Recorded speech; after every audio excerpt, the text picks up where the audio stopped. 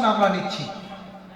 আজ আমরা মাদ্রাসা মক্তবকে ভুলে গিয়েছি, আমরা ইংরেজদের জালে ফেঁদে গিয়েছি, ইংরেজদের জালের মধ্যে আমরা ফেঁসে গিয়েছি যে মাদ্রাসা পড়ে কি হবে, ডক্টর হওয়া যাবে না, ইঞ্জিনিয়ার হওয়া যাবে না, সায়েন্স হওয়া যাবে না, বড় বৈজ্ঞানিক হওয়া যাবে না। কে বলছে? এই পৃথিবীর মধ্যে যিনি সর্বপ্রথম প্লেন নিয়ে আপনার ফ্লাইট প্লেন আকাশে উড়বে গবেষণা করেছিল যারা, তারা অন্য ধর্মের কেউ ছিল না। ইবনে তাইমিয়া রাহিমাহুল্লাহ একজন মুসলিম ছিলেন, তিনি আল্লাহর ওলি ছিলেন, এদিকে পাক্কা আলেমে দ্বীন ছিলেন, হাফিজে কোরআন ছিলেন, আলেম ছিলেন।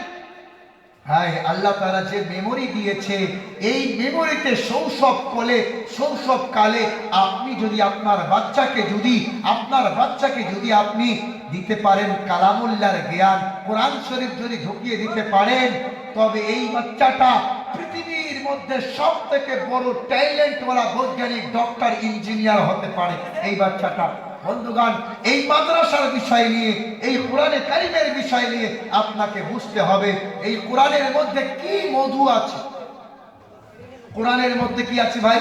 ম্যাগনেট, চুম্বক, মধু আছে। কোরআনের সুন্দর বাণী আপনারা জানেন, যখন নবী করিম সাল্লাল্লাহু আলাইহি ওয়াসাল্লাম তিনার কাছে কোরআনুল কারীমকে পাঠানো হলো, আল্লাহর নবীর কাছে যখন কোরআনুল কারীমকে পাঠানো হয়েছে, আমার নবী মক্কার বাজারে গিয়ে নবীজির শরীরে প্রথম জ্বর এসে গিয়েছিল।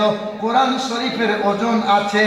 আল্লাহ তাআলা বলে, বান্দা, আমি কোরআনকে যদি পাহাড়ের মধ্যে নাজিল করতাম তাহলে পাহাড়টা ভেঙে চূর্ণ বিচূর্ণ হয়ে যাইত।